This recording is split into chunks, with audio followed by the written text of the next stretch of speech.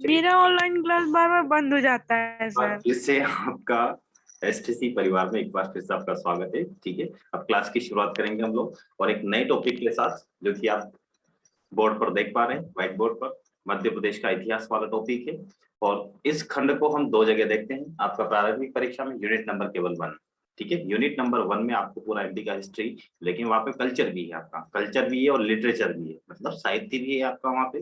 साहित्य के साथ साथ हाँ, कल्चर मतलब संस्कृति भी है आपकी। ठीक है, तो मध्य प्रदेश का इतिहास, संस्कृति और साहित्य, इनकी चर्चा कहाँ होती है? आपकी प्रारंभिक परीक्षा के अंतर्गत। तो वहीं अगर आप देखें मुख्य परीक्षा में, तो यूनिट नंबर 4, यूनिट नंबर 4 और यूनिट नंबर 5। वैसे यूनिट नंबर 4 पूरा एमपी का मॉडर्न हिस्ट्री है। ठीक है, एमपी का मॉडर्न हिस्ट्री मतलब क्या कहा जा रहा है? मॉडर्न हिस्ट्री मतलब सिलेबस में आपको मैं रीड करके बताता हूँ। इसमें एक बिंदु लिखा हुआ है, मध्य प्रदेश में स्वतंत्रता आंदोलन, इसका मतलब मॉडर्न हिस्ट्री। चौथी यूनिट में पहला बिंदु यही लिखा है। दूसरा बिंदु लिखा हुआ है कि सांस्कृतिक विरासत मध्य प्रदेश के विशेष संदर्भ में, मतलब ये तो पर्यटन वाला आपका कल्चर वाला आ गया, संस्कृति वाला टॉपिक है। साथ में यहाँ पर एक बिंदु लिखा हुआ है, वही बिंदु पूरे मध्य प्रदेश के इतिहास को कोट कर देता है। देखिएगा, प्राचीन से मध्यकाल तक पूरा आ गया, यहाँ से लेकर यहाँ तक। ये अभी तो यहाँ पे कोई बिंदु नहीं लिखे मैंने, लेकिन पूरा इतिहास आ गया। जब इन्होंने प्राचीन से लेकर आधुनिक बोल दिया, इसका मतलब एमपी का पूरा हिस्ट्री पढ़ना ही है आपको मेंस में भी। ठीक है, यूनिट नंबर 4 में।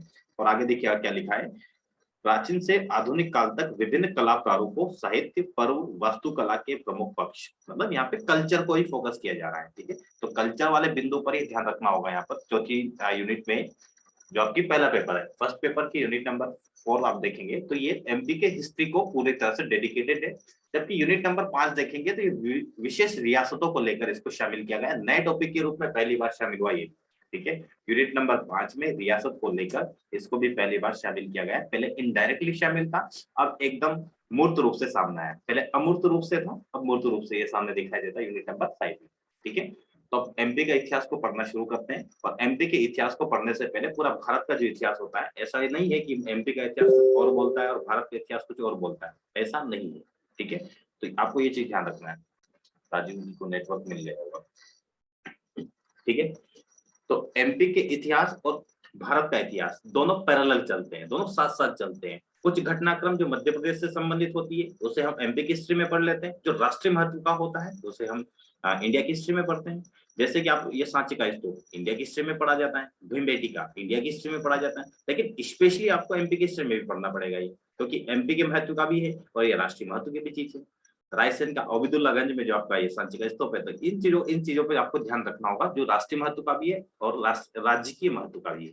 तो एमपी के इतिहास में ध्यान रखिएगा, विश्व जो इतिहास है उसके भी कुछ बिंदु आपको याद रहना चाहिए, उसी से कोरिलेट करते हुए हम आगे बढ़ेंगे एमपी की हिस्ट्री को लेकर। तो कोशिश रहेगी, मतलब संख्या तो नहीं बताएंगे अभी क्योंकि पता नहीं कितना कवर होगा। आज बताऊंगा मैं कि कितनी, आप आधे घंटे में 1 घंटे में कितना कवर होता है, उस आधार पर मैं बतला दूंगा आपको कि इतने समय में एमपी का हिस्ट्री खत्म कर लेंगे।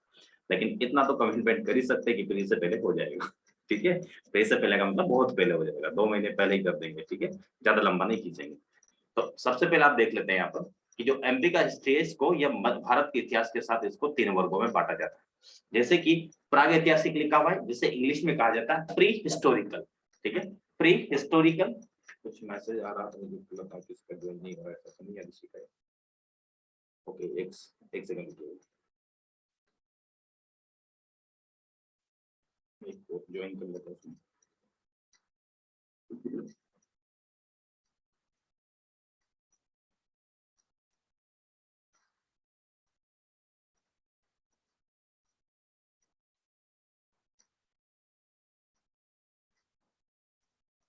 मैसेज आकर तो रोकना पड़ेगा, नहीं हो जाए तो। चलिए देखिएगा, अब प्री हिस्टोरिकल मतलब प्रागैतिहासिक, और फिर बात करते हैं उसके बाद आपका प्रोटो हिस्टोरिकल। ये प्रोटो हिस्टोरिकल या प्री हिस्टोरिकल।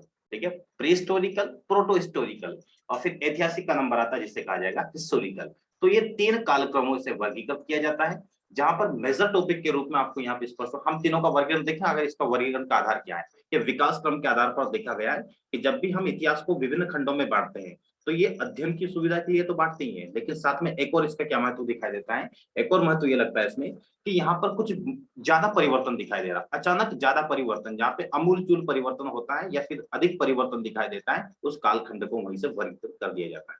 ठीक है। तो इन इतिहास को विभिन्न खंडों में बांटने का एकमात्र आधार यह होता है कि इतिहास में कुछ ऐसी प्रमुख घटनाएं, बड़ी घटनाएं घटित हो जाती हैं जो एक कालखंड को दूसरे कालखंड से विभाजित कर देती है। ठीक है, ये ध्यान रखना आपको। अब प्रागैतिहासिक काल में दो बिंदु की बात कर लेते हैं, सभी में दो दो बिंदु की। इसको अलग अलग करने का मतलब क्या होगा? जैसे कि प्रागैतिहासिक काल में बात की जाए तो यहाँ प्रागैतिहासिक काल में किसी भी प्रकार की लिपि का विकास नहीं हुआ था। लिपि का विकास जब नहीं होगा तो क्या पढ़ी जाएगी क्या? तो बिल्कुल नहीं।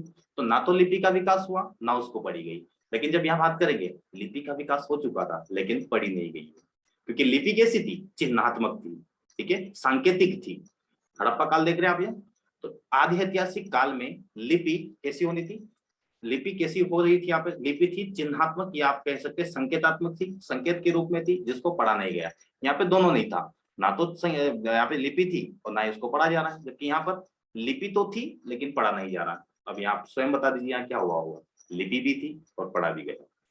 इसलिए प्रागैतिहासिक काल को जानने का स्रोत पुरातात्विक होता है, आदिऐतिहासिक काल को जानने का स्रोत पुरातात्विक होता है, जबकि ऐतिहासिक काल के स्रोत को जानने के लिए पुरातात्विक के साथ साहित्यिक स्रोत भी होता है।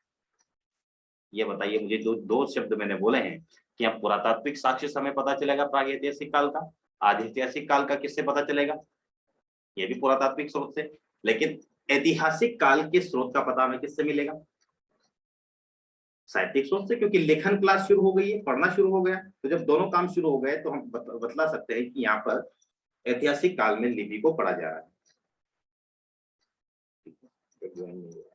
चलिए, अब आप लोग एक हेडिंग डालेगा प्रागैतिहासिक काल, उसमें कुछ बिंदु में नोट करवाता हूं।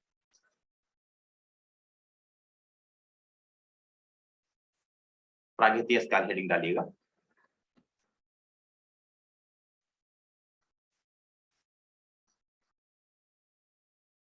प्रागैतिहासिक काल लिखिए इसमें। इस कालखंड में, इस कालखंड में,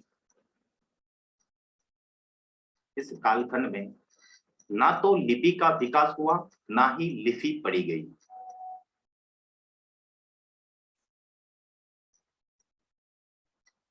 ना तो लिपि का विकास हुआ ना ही लिपि पढ़ी गई।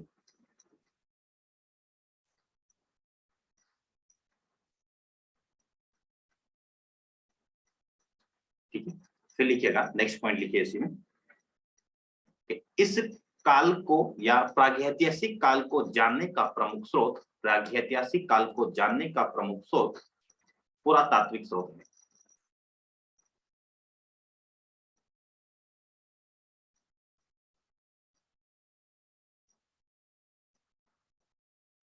तो प्रागैतिहासिक काल को जानना है, प्री हिस्टोरिकल पीरियड को हमें जानना है, तो हमें क्या पता कर, किसको कैसे देखना पड़ेगा? पुरातात्विक स्रोत को। मतलब हमें अभिलेख पढ़ना पड़ेगा, पत्थर पे क्या लिखा हुआ है, क्या पत्थर क्या बतला रहे हैं, वहां के औजार क्या बतला रहे हैं आपको, वहां की गुफाएं क्या बतला रही हैं आपको। इन चीजों को देखेंगे आप, ये पुरातात्विक स्रोत है। ठीक है, पुरातत्ववेत्ताओं द्वारा जिनकी खोज की जा रही है वर्तमान में। फिर आप इसमें एग्जाम्पल लिख लीजिएगा। पाषाण काल से लेकर, पाषाण काल से लेकर ताम्र पाषाण काल तक। क्या लिखेंगे? पाषाण काल से लेकर ताम्र पाषाण काल तक के पीरियड को प्रागैतिहासिक काल कहा जाता है। और इसका टेन्योर आपको लिखना, मतलब समय अवधि अगर लिखना है तो ये प्रारंभ से लेकर 3000 ईस्वी पूर्व तक ये माना जाता है। प्रागैतिहासिक काल से लेकर प्रारंभ से लेकर, ये जो आपका इसका टाइम पीरियड अगर ध्यान रखें, वैसे कहीं नहीं लिखा आपको ऐसे। ठीक है, प्रारंभ से 3000 ईस्वी पूर्व तक, 3000 ईस्वी पूर्व तक का कालखंड किसका? आपका प्रागैतिहासिक काल का। जबकि आदि ऐतिहासिक काल, अब हेडिंग डालेगा आदि ऐतिहासिक काल, और आदि ऐतिहासिक काल में लिखिएगा इसमें बिंदु कि लिपि का विकास तो हो गया था, लेकिन इस काल में लिपि तो विकसित हो चुकी थी लेकिन अपठनीय थी, मतलब पढ़ी नहीं जा सकती थी। लिपि का विकास तो हो चुका था लेकिन लिपि पढ़ी नहीं गई। लिपि का विकास तो हो चुका था लेकिन लिपि पढ़ी नहीं गई। दूसरा लिखिएगा, इसका स्रोत भी क्या है आपका? इसका भी स्रोत क्या हो जाएगा? पुरातात्विक, पुरातात्विक स्रोत होगा। स्रोत भी क्या हो जाएगा इसका? पुरातात्विक। वही इसका भी स्रोत क्या था आपका? यहाँ का भी स्रोत पुरातात्विक था। तो यही पुरातात्विक स्रोत था प्रागैतिहासिक काल में भी। फॉर एग्जाम्पल में क्या लिखेंगे आप, हड़प्पा सभ्यता और वैदिक सभ्यता। ध्यान रखना है, हमें एमपी का हिस्ट्री पढ़ रहे हैं तो हड़प्पा सभ्यता के साक्ष्य मध्य प्रदेश में नहीं देखने को मिले, ध्यान रखना है, देखेंगे उसके बारे में। ये इंडिया की हिस्ट्री के लिए हड़प्पा सभ्यता में भारत के प्रमुख राज्यों में कहाँ हड़प्पा सभ्यता फैली हुई है, कहाँ स्थल प्राप्त हुए हैं, वहीं तक हड़प्पा सभ्यता का विकास दिखाई देता है। लेकिन मध्य प्रदेश के संदर्भ में हड़प्पा सभ्यता के कोई भी साक्ष्य दिखाई नहीं देते, ठीक है। लेकिन एग्जाम्पल तो कोट करेंगे, ऐतिहासिक काल में हम किस रखते हैं, एक आपका हो जाएगा हड़प्पा सभ्यता और वैदिक सभ्यता। और वैदिक के अंतर्गत हम आगे जैसे जैसे बढ़ते जाएंगे, वैदिक को उत्तर वैदिक और ऋग्वैदिक काल, ऋग्वैदिक और उत्तर वैदिक काल में विभाजित किया जाएगा, वहां पे सामाजिक विशेषता का वर्णन करेंगे। फिर लिखिएगा ऐतिहासिक काल, यहाँ पे दोनों चीजें, लिपि भी था आपका और ये पढ़ी भी गई। लिपि भी था, लिखिएगा इस काल में लिपि का विकास हो चुका था, इस काल में लिपि का विकास हो चुका था। चली गई बीजेपी सरकार, मां गांधी चलिए, ठीक है ना, लिपि का विकास हो चुका था और लिपि पढ़ी भी गई। फिर लिखिएगा इसमें इस काल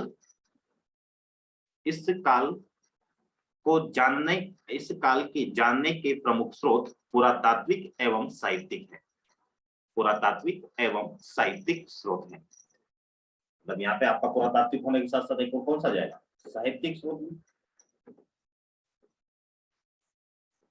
हम आगे चर्चा करेंगे जैसे जैसे हम एक एक टॉपिक को पढ़ेंगे ना, वहां पे कौन से साहित्यिक स्रोत की, कब कौटिल्य के पुस्तक की चर्चा होगी, कब मेगास्थनीज की पुस्तक की चर्चा होगी। तो ऐसे विभिन्न जो अपने पुरातात्ववेत्ता या फिर कोई भी आपके ऐतिहासिक कार रहेंगे, इतिहासकार रहेंगे, उन सभी की पुस्तकों के बारे में हम विशेष रूप से चर्चा करेंगे, ठीक है।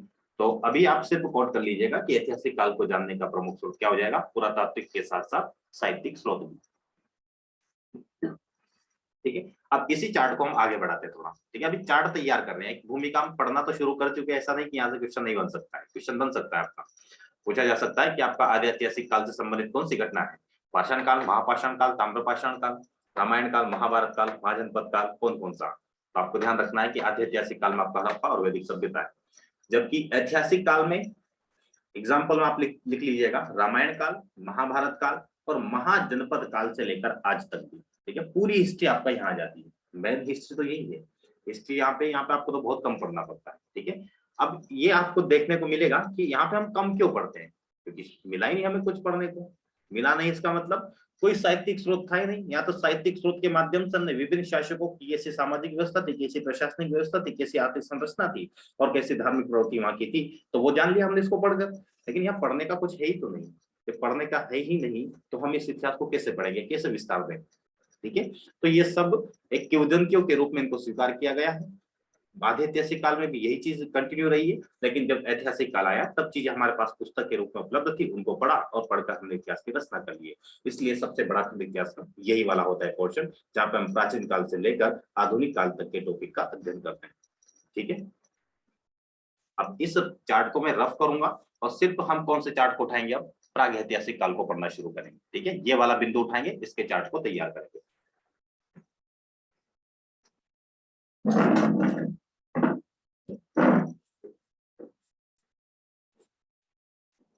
अच्छा, आप लोगों को समझ में आ रहा है या नहीं आ रहा है, पहले तो बता दीजिए।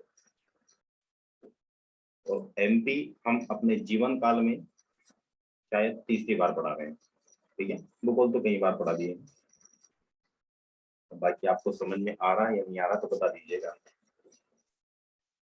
मेरे को पढ़ने का बहुत है, एमपी का इतिहास ही नहीं। उमाकांत जी समझ में आ रहा है, बताइए जरा।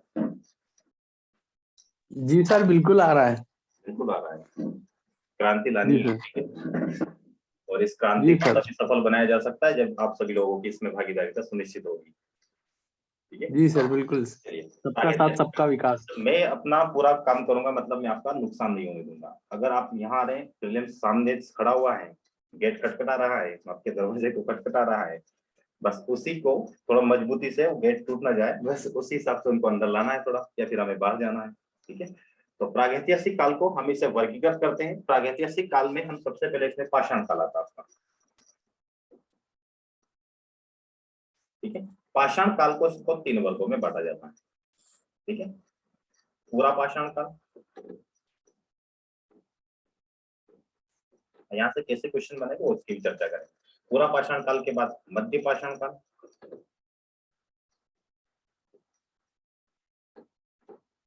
मध्य पाषाण काल, तो इसके बाद में आता है आपका नव पाषाण काल। पाषाण का मतलब क्या होता है? पत्थर, ठीक है। इसलिए इस काल को, जो पाषाण काल है आपका, पाषाण काल को प्रस्तर काल भी कहा जाता है। ये शब्द शायद सुना नहीं हो तो ध्यान रखिएगा, क्योंकि आजकल मेंस में ना, जो मेंस में शब्दावली को ऐसे चेंज करके पूछा जाता है, तो वो उसका ध्यान रखना आपको। प्रस्तर काल भी कहा जाता है पाषाण काल, क्योंकि यहाँ पे पत्थर के औजारों का प्रयोग हुआ था। अब सबसे पहली बात यह है कि पाषाण काल को हमने 3 वर्गों में क्यों बांटा, ये तो समझ में आ गया था हमने कि प्रागैतिहासिक काल, आदिऐतिहासिक काल और ऐतिहासिक काल को 3 वर्गों में बांटने का आधार क्या है, क्योंकि लिपि का विकास कहाँ पे हुआ है, कहाँ पे पढ़ा गया है, इस आधार पर हमने उसको वर्गीकृत कर दिया।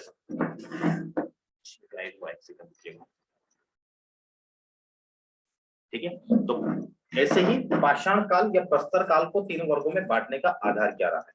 इसे 3 वर्ग में बांटने का आधार यह रहा कि जैसे कि पत्थर की जो आकृति है वो कम होती गई है, पत्थर की आकृति या पत्थर को नुकीला स्वरूप दिया गया है। यहाँ पर देखा गया तो पत्थर बड़े थे, औजार भी बड़े थे। यहाँ पे देखा गया पत्थर की आकृति मध्यम हो गई या औजार की आकृति मध्यम हो गई।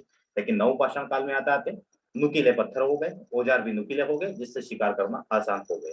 क्लियर हुआ कि पत्थरों की आकृति या औजारों की आकृति को लेकर इनका वर्गीकरण किया गया है। तो वर्गीकरण पाषाण काल में पूरा पाषाण, मध्य पाषाण, नव पाषाण काल के वर्गीकरण का आधार क्या है? पत्थरों की आकृति या औजारों की आकृति, औजारों की आकृति, ठीक है। तो औजारों की आकृति के आधार पर हमने इन 3 प्रकार के वर्गीकरण किया है, पूरा पाषाण काल, मध्य पाषाण काल और नव पाषाण काल। क्लियर है। अब फिर से पूरा पाषाण काल को 3 वर्गों में बांटा गया, ठीक है। अभी आखिरी वर्ग है, इसके ज्यादा नहीं करेंगे, आप चिंता ना करिए, ठीक है। और हमारी तो विशेषता रही है कि जितना टॉपिक को अच्छे से खोल दिया जाए उतना स्पष्टीकरण हो जाता है, ठीक है। जितना, ये कोई ऐसा नहीं कि कितना और बढ़ाएंगे, जैसे संध्या जैसे लोग तो बोल ही देते हैं कि और कितना खींचेंगे इसको, ठीक है। खींचेंगे नहीं, एकदम स्पष्टीकरण हो जाना चाहिए चार्ट के माध्यम से। अब पूरा पाषाण काल को 3 भाग में बांटेंगे, तो निम्न पूरा पाषाण काल, मध्य पूरा पाषाण काल और उच्च पूरा पाषाण काल। ये पूरा पाषाण आप ही शब्द जोड़ लीजिएगा इसमें, ये पूरा पाषाण काल सभी में जुड़ेगा। तो सबसे पहले बात करेंगे हम, तो सबसे पहले आ जाएगा निम्न वाला, निम्न पूरा पाषाण काल, मध्य पूरा पाषाण काल, यहाँ पे नव नहीं करना, यहाँ पे करना है उच्च पूरा पाषाण काल। मतलब पाषाण काल भी क्या होता जा रहा है? विकसित होता जा रहा है। समझ में आ रहा है? कौन विकसित होता जा रहा है? पूरा पाषाण काल में पहले निम्न, फिर मध्य, फिर उच्च पूरा पाषाण काल आ जाएगा। जैसे कि आप नर्मदा घाटी जो देखते हैं, नर्मदा घाटी का विकास हो रहा है निम्न पूरा पाषाण काल के साथ। मतलब निम्न पूरा पाषाण काल के साक्ष्य कहाँ पे मिलेंगे हमें? नर्मदा सोन घाटी। तो पूछा जा सकता है कि नर्मदा सोन घाटी में मिले हुए साक्ष्य किस इतिहास से संबंधित है? तो मध्य या निम्न पूरा पाषाण काल से। अगर निम्न पूरा पाषाण काल नहीं लिखा तो आपका पाषाण काल मिलेगा, पाषाण काल भी नहीं है तो आपका प्रागैतिहासिक काल मिलेगा। अब आपको विकल्प में क्या लिखा हो वो देखना है कि नर्मदा सोन घाटी से जो साक्ष्य मिल रहे हैं वो साक्ष्य सर्वप्रथम किस इतिहास को सूचित करते हैं? तो आप बताएगा निम्न पूरा पाषाण काल। तो निम्न पूरा पाषाण काल जहां पर आपने लिखा है उसी के ब्रैकेट में कहीं भी आपको स्पेस अगर मिल रहा है तो वहां पे एक बिंदु लिख लीजिएगा कि नर्मदा सोन घाटी, नर्मदा सोन घाटी से इसके साक्ष्य मिले, नर्मदा सोन घाटी से इसके साक्ष्य मिले।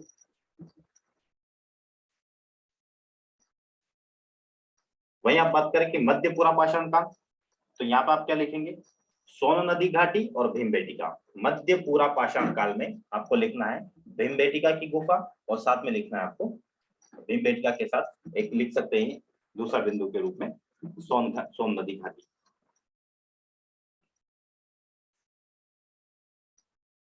और सेम वही बात आपको क्या लिख देना है? तो इन दोनों में मतलब दोनों का एक ही बिंदु आपका, एक हो जाएगा भीमबेटका, भीमबेटका, और एक हो जाएगा आपका सोन नदी घाटी। तो सोन नदी घाटी और निम्न पाषाण काल में क्या बोला हमने? नर्मदा। नर्मदा घाटी। तो इन घाटी का या इन पुरातात्विक स्थल का संबंध किससे? आपका पूरा पाषाण काल से। क्लियर हुआ? अब कुछ बिंदु आपको लिखवाऊंगा मैं, ठीक है? कुछ बिंदु को नोट करते हुए चलेंगे ताकि आपके पास सारी चीजें रहें। और एक प्रमुख बात की जाएगी, ये निम्न और मध्य और उच्च जो है यहाँ पे, ये पूरा पाषाण काल है, यहाँ पर मानव का विकास हो चुका था, लेकिन मानव किस रूप में था वो बातें हमें लिखना है। तो मैं आपका जो चार्ट है ऐसे बना होगा, तो इसी में तीनों में एक एक व्यक्ति का नाम लिखना है। जैसे कि आपने होमो सेपियंस का नाम सुना है, तो वही होमो सेपियंस का आपका उच्च पूरा पाषाण काल मालूम है। नियंदरथाल, इरेक्टस, होमो इरेक्टस, सबसे पहले आता है आपका नियंदरथाल। मैं नाम लिखूंगा, हो सकता है मेरा प्रोनाउंसिएशन में आप समझ नहीं पा रहे होंगे, तो मैं नीचे वाले को रफ कर रहा हूँ, आवश्यकता पड़ेगी तो फिर से लिखेंगे, आपकी कॉपी में लिखा होगा।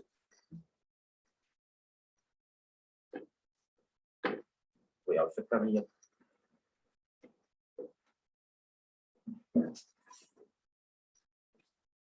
काल कौन सा? आपका पूरा पाषाण काल।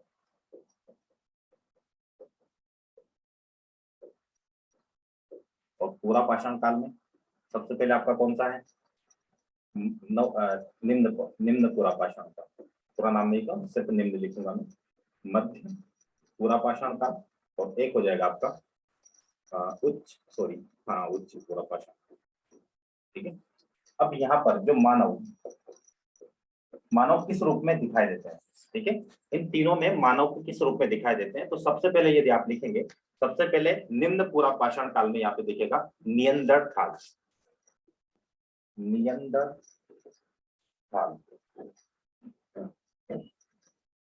ये मानव की पहली प्रजाति है। नियंदरथाल पूछा जा सकता है, नियंदरथाल के मानव की एक प्रजाति नियंदरथाल का उद्भव किस पीरियड में हुआ? तो निम्न पूरा पाषाण काल। बस ये की पॉइंट आपको याद रखना प्रीलिम्स के लिए।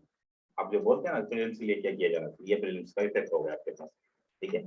फिर आप देखिएगा मध्य पाषाण काल में यहाँ पे होमो इरेक्टस, होमो इरेक्टस, ये चीज आप कह सकते हैं होमो नियंडरथाल।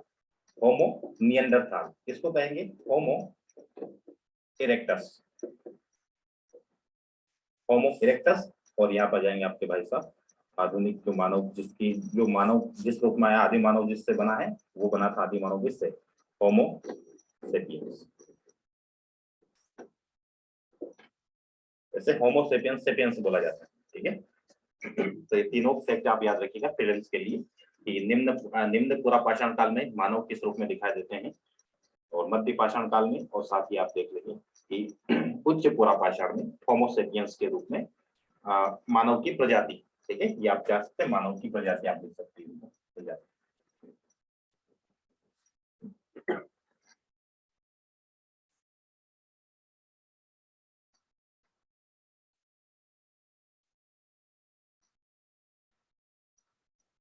लिख लिया? सभी नोट डाउन। दूसरा, यहाँ पर मानव जो जनजाति पाई जाती है, मतलब इसका समाज, ये जो तीनों का समाज है, तीनों की एक साथ बात की जा रही है। अब ये जो बात बता रहा हूँ ये मेंस के लिए, ठीक है? ये मेंस के लिए क्या हो जाएगा, अगर आपसे यहाँ पे संस्कृति पूछी जा रही है कि संस्कृति कैसी थी पूरा पाषाण काल में, कब? पूरा पाषाण काल में, चाहे वो मध्य हो, निम्न हो या उच्च हो, यहाँ पे संस्कृति कैसी थी? जनजातीय स्वरूप थी। जनजातीय व्यवस्था या सामाजिक व्यवस्था, जनजातीय सामाजिक व्यवस्था।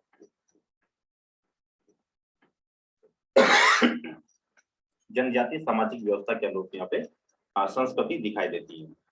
दूसरा, यहाँ का खान पान कैसा था, मतलब खान पान के लिए क्या कृषि कार्य करते थे? तो नहीं, यहाँ पर आखेटक होते हैं। क्या कहा जाता है? आखेटक, मतलब व्यवसाय लिख सकते हैं यहाँ पे। व्यवसाय क्या है इनका? व्यवसाय, ये आखेटक का काम करते थे। मैं जिनसे पूछूंगा वही बताएंगे मुझे आखेटक का। म्यूट खोल के बताएंगे, या तो मना करेंगे या फिर आंसर देंगे, ठीक है? तो मेरा क्वेश्चन इससे उर्मिला से है। क्या तो उर्मिला ने ज्वाइन कर रखा है? उर्मिला आवाज आ रही है मेरी? उर्मिला सॉरी नहीं, उर्मिला नहीं, रश्मि।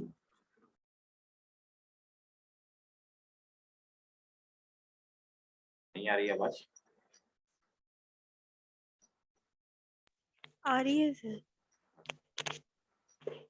आप संध्या बोले हैं, संध्या से मैंने पूछा नहीं, ठीक है, आपने बता दिया, आवाज तो आ रही है। चलिए साक्षी आप बताइएगा मुझे, ये आखेटक का मतलब क्या होता है? शिकारी। शिकारी, ठीक है। शिकारी प्रवृत्ति का आखेटक मतलब शिकार करना, सीधा सा मतलब होता है आखेटक मतलब शिकार करना। तो आपको शब्द कौन सा यूज करना है मेंस में जब लिखेंगे, तो इसी शब्द का यूज करना, ना कि शिकार। मतलब यहाँ पे जो व्यवसाय जो होता था शिकारी प्रवृत्ति का होता था, इसका मतलब ये मांस का क्या करते थे, संग्रहण करते थे, संग्राहक का काम करते थे, मांस संग्रह। लेकिन पशुपालन का काम नहीं होता था। हम देखेंगे जैसे वैदिक पीरियड में पहुंचेंगे, वहां पे वैदिक पीरियड में पशुपालन और कृषि रहेगा, लेकिन प्राथमिक पेशा पशुपालन रहेगा, द्वितीयक पेशा कृषि रहेगा। लेकिन जैसे ही हम उत्तर वैदिक में पहुंचेंगे, कृषि हो जाएगा प्राथमिक पेशा, पशुपालन हो जाएगा द्वितीयक पेशा। इसका मतलब वैदिक पीरियड में पशुपालन प्राथमिक पेशा क्यों रहा है? क्योंकि इनका विक्रय किया जाता था मांस संग्रहण के लिए। तो ये हम बातें आगे करते चर्चा करेंगे। तो यहाँ पर अगर संस्कृति की बात की जाए तो जनजातीय संस्कृति है, ये आपके मेंस के पॉइंट है आपके, ठीक है। ऊपर लिखे हुए प्री के पॉइंट, नीचे लिखे आपके मेंस के पॉइंट। तो इस रूप में आप बता सकते हैं कि यहाँ का व्यवसाय खाद्य आखेटक के रूप में हुआ करता था। अब लोग रहते कहाँ थे, मतलब निवास कहाँ था इस समय? अगर पूरा भाषा में बात की जाए तो इनका निवास क्या था? बताइए कहाँ होना चाहिए निवास? क्यों मकान जी आप बताइए, निवास कहाँ होना चाहिए, कहाँ रहेंगे लोग? सर गुफाओं में सर। Very good. तो इनका निवास स्थान कहाँ हो जाएगा? गुफाओं में इनका निवास स्थल होता था, या फिर कंदराएं। अब ज्योग्राफी का एक शब्द है कंदराएं, गुफाएं या फिर कंदराएं। कंदराएं मतलब वो वाला कंदराएं नहीं जो आप कंदरा रहे हैं, वो वाला कंदराएं नहीं है। कंदराएं मतलब क्या होती, गुफा जो होती थी, गुफा में ऊपर से कुछ ऐसे जैसे कि लावा, अगर ऊपर से कोई आप जैसे मोम, अगर मोम को पिघलाकर लटकाया जाए, 10 मिनट के बाद क्लास ऑफ हो सकती है, लेकिन ध्यान रखिए अलर्ट रहिएगा। जैसे ही आपका लिंक मैं दोबारा सेंड करूंगा और क्लास को कंटिन्यू करेंगे, ये पहले मैं बतला चुका था आपको, ठीक है।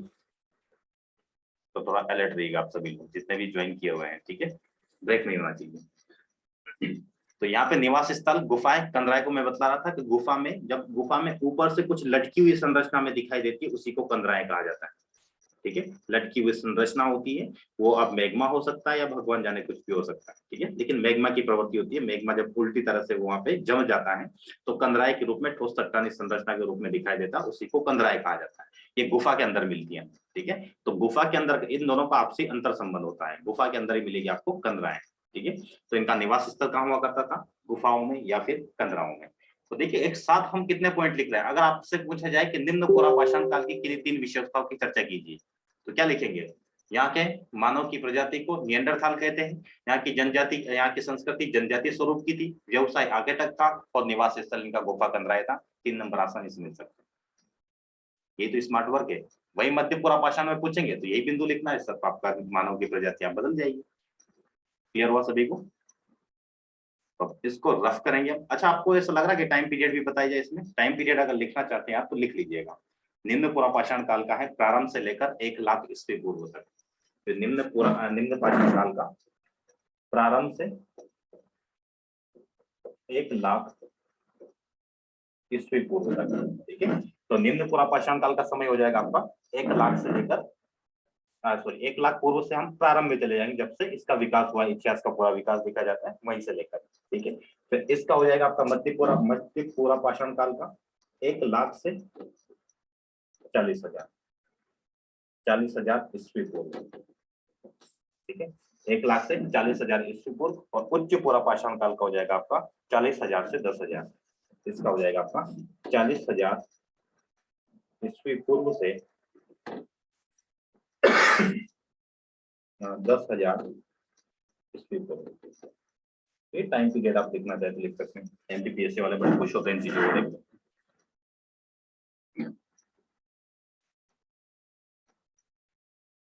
अब आपको कुछ फैक्ट लिखना है, ठीक है, पूरा पाषाण काल को लेकर, जो कि आप बोलते हैं कि प्रीलिम्स को लेकर कुछ बतला दिया जाना चाहिए, ठीक है। तो लिखना प्रारंभ कीजिए, ठीक है। अगर आप मैं बोर्ड को रफ कर देता हूँ, कोई शब्द लिखने की आवश्यकता लगेगी तो वो शब्द लिखेंगे।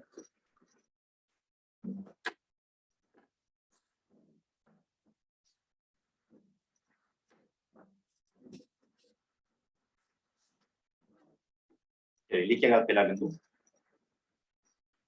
बात की जा रही है 1982, लिखिएगा 1982 ईस्वी में 1982 ईस्वी में, भाई साहब का नाम है अरुण सोनकिया। 1942 ईस्वी में अरुण सोनकिया ने नर्मदा घाटी क्षेत्र के नर्मदा घाटी क्षेत्र के सीहोर में, आप लोग समझ ही पा रहे होंगे आगे क्या बोलेंगे, ठीक है। सॉरी, सीहोर लिखा ही गलत है, सीहोर, नर्मदा सोन घाटी क्षेत्र के सीहोर में अवस्थित हथनोरा नामक स्थल पर, सीहोर में क्या है आपका, हथनोरा लिखिएगा। 1982 ईस्वी में अरुण सोनकिया द्वारा नर्मदा सोन घाटी क्षेत्र के सीहोर में अवस्थित हथनोरा नामक स्थान पर, हथनोरा नामक स्थान पर मानव की खोपड़ी, मानव की खोपड़ी, मानव की खोपड़ी के साक्ष्य प्राप्त किए, मानव की खोपड़ी के साक्ष्य प्राप्त किए, जिसे नर्मदा मानव कहा जाता है। क्या कहा जाता है, नर्मदा मानव। ये आपका 3 मार्क का क्वेश्चन बन गया। एक बार फिर से सुन लीजिएगा, किसी का छुटा हो तो 3 मार्क का क्वेश्चन आ जाता है, नर्मदा मानव क्या है। तो सिंपल लिखना है, 1982 ईस्वी में अरुण सोनकिया के द्वारा नर्मदा घाटी क्षेत्र के सीहोर में एक जगह अवस्थित है, कौन सा है वो आपका, हथनोरा स्थल। हथनोरा स्थल किस घाटी में, नर्मदा घाटी में। तो हथनोरा स्थल पर मानव की खोपड़ी के साक्ष्य मिले हैं, तो उन्हीं नर्मदा मतलब मानव की खोपड़ी के साक्ष्य मिले हैं, इस आधार पर कहा जाता है इसको नर्मदा मानव। क्लियर हुआ। अब साथ में यहाँ पर एक चीज और मिली थी, विलुप्त हाथी की खोपड़ी भी मिली थी, ठीक है, विलुप्त हाथी की खोपड़ी, ध्यान रखिएगा ये, विलुप्त हाथी की खोपड़ी।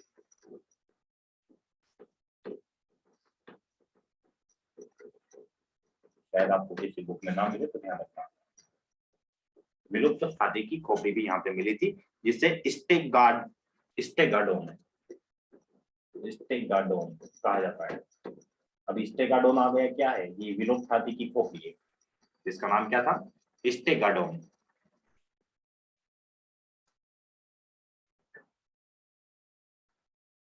देखिए दूसरा पॉइंट लिखिएगा तथ्य में, पूरा पाषाण काल से संबंधित। अब आपसे पूछा जाए कि नर्मदा मानव या नर्मदा मानव किस ऐतिहासिक काल से संबंधित है, तो आपका पूरा पाषाण काल से संबंधित है। और ऐसे ही पूछा जाए, नेक्स्ट पॉइंट लिखिएगा, फिर उसको क्वेश्चन बनाएंगे उसी को। बी लाल, इसको रफ करूंगा मैं,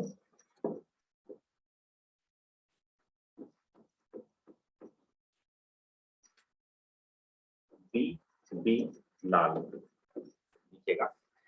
बी लाल बीबी लाल ने ग्वालियर के निकट उत्खनन का कार्य किया, ग्वालियर के निकट उत्खनन का कार्य किया।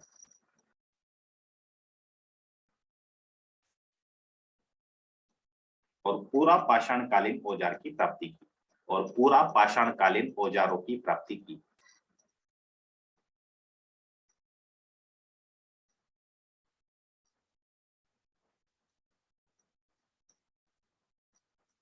एक और लिखिएगा, निसार अहमद ने सोन घाटी में उत्खनन करवाया। निसार अहमद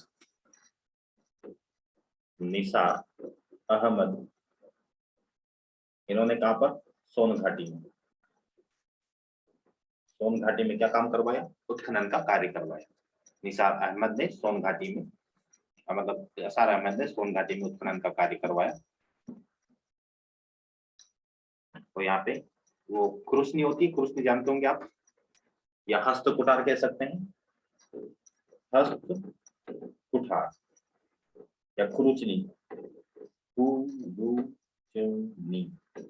ऐसे ही लिखा होगा, समझ जाएंगे आप लोग। हस्त कुठार या खुरुचनी के यहाँ पे पूरा पाषाणकालीन औजार प्राप्त हुए हैं, हस्त कुठार या खुरुचनी जैसे। और एक और नाम खुरुचनी को यहाँ पे स्क्रेपर भी कहा जाता है, स्क्रेपर्स।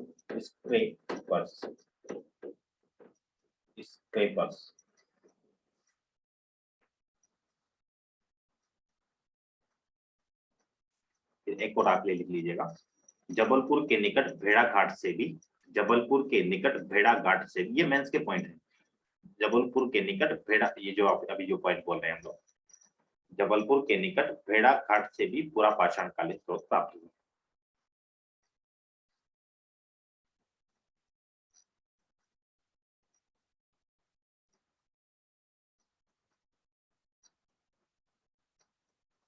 क्लियर हुआ यहाँ तक? अब हमें कुछ बिंदु किसके बारे में लिखना पड़ेंगे, नवपाषाण काल के बारे में, मध्य पूरा सॉरी, हमने जो सबसे पहला वाला पिकअप किया है पूरा पाषाण काल, उसके बाद में हमारा मध्य पाषाण काल बचता है, फिर आपका कौन सा बचता है, नवपाषाण काल। तो इन दोनों के बारे में बात करने से पहले एक चीज के बारे में हम बातें करेंगे, जो महापाषाण काल होता है, तो आपका जो ये पूरा पाषाण काल है, इस पूरा पाषाण काल में औजारों का जो आकृति थी या पत्थरों का जो आकार था वो बड़ा था। तो एक विशेषता यहाँ पे लिख लीजिएगा, पूरा पाषाण काल के तथ्य लिख रहे हैं तो लिखिएगा, पूरा पाषाण काल में औजारों की आकृति विशाल थी, औजारों की आकृति विशाल थी, औजारों की आकृति विशाल थी।